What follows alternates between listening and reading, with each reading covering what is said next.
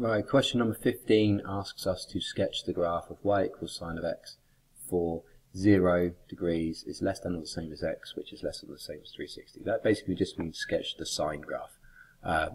And in between the values of 0 and 360, which is what the graph is here. You've actually been given it to draw on there. You've got the y-axis scale ranging from -2 to 2. Alright, we can ignore that in this question because we're just asked to sketch the normal sine graph, right? So I'm just going to get the pen, and you could check on the calculator the values that you need to plot your points at so you can then draw your curve on there. You should know this is a wavy curve graph. So you could put in sine and then 0 and see where you start, and then you get 0. So you're going to start at 0, alright? The graph's going to start here, alright? You could then take the 90 degrees and find out what sine 90 is. Sine of 90 equals 1. So at 90 you're going to plot the point at 1, and at 180 you carry on doing this. Alright, at 180 you get 0, at 270 you get -1, and at 360 you get back to 0. So you can see if you were going to plot these points together, you'd have to do it with a nice smooth curve, probably a bit smoother than the one that I'm drawing. It's quite awkward to do it with a mouse. Right, we've got a horrible sine graph drawn there. Alright, so that is going to get us 2 marks if we've drawn this with a nice smooth curve. You can plot the points, or you could just know that that is the curve and draw the curve on there. Okay. Part B, you've got to solve the equation 5 lots of sine x equals -1/3. So in this question you've got 4 marks available for this one. Basically you need to get sine x on its own first of all. So you're going to get sine x, and you can do this in the normal way. Sine x is equal to -3/5. -3 divided by 5, because you're dividing both sides of that equation by 5. So on this side we've got sine x is equal to -3/5. Now that tells us where on the y-axis, because this is the graph of y equals sine x. This tells us on the y-axis where we're kind of pitching our solutions. Okay, so we're gonna get. I'm just gonna get a different colour pen up here, not one of those fancy ones. Just get a different colour pen. Right, now -3/5 is -0.6, isn't it? So we're going to be going down to here-ish, right? So roughly here, and this is all good, but we're being rough because we've got a calculator to work things out exactly. We just want to know where at the graph of y equal, or sorry, the graph of sine x equals -3/5, we hit the curve, and you can see we hit the curve here. All right, so I'm going to go up to there. And this, remember, it's not an accurate drawing at all, right? Yours should be a bit better than mine.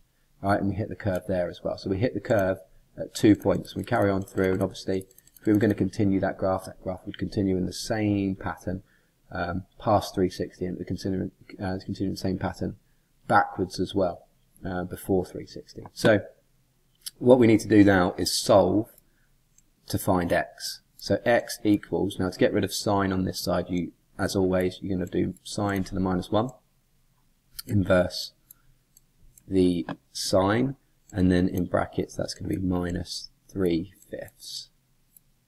Okay, so x equals this. Now let's have a look and see what our calculator gives us.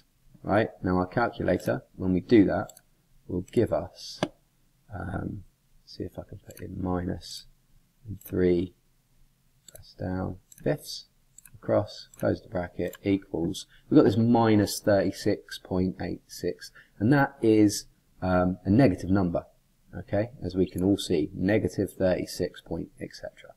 And that means that the solution would be down here somewhere.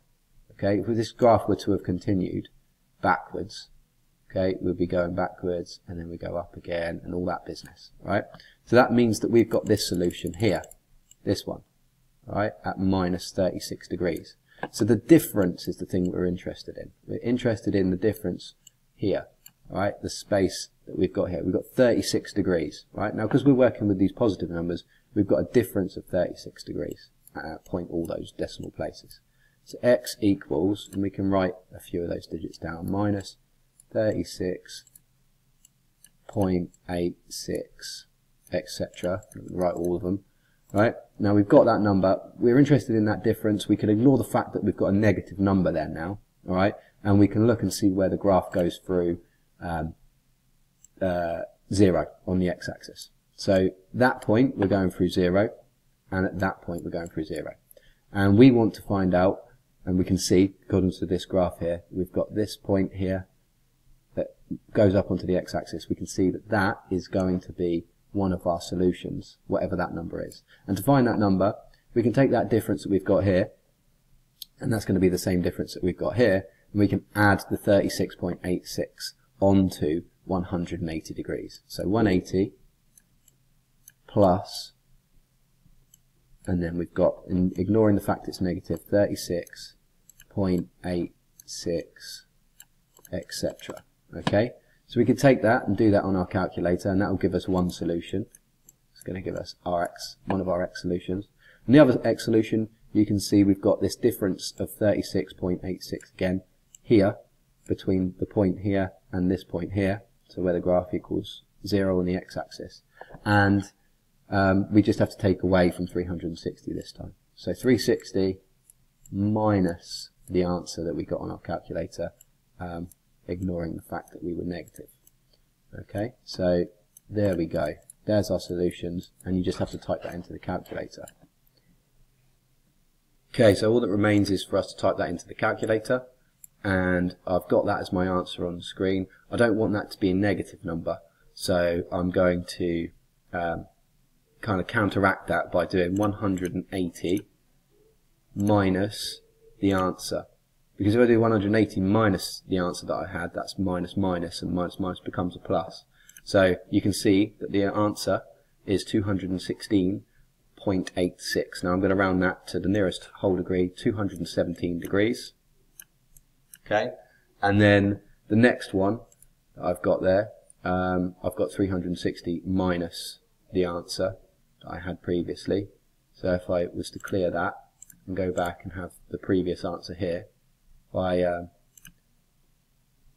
if I then do 360 plus the answer, which is, I know it's a bit confusing, right? I've got 323. Okay, so 323 would be the other solution to the nearest whole degree. Alright, you could write your answers down and put your decimals, but those are the two solutions.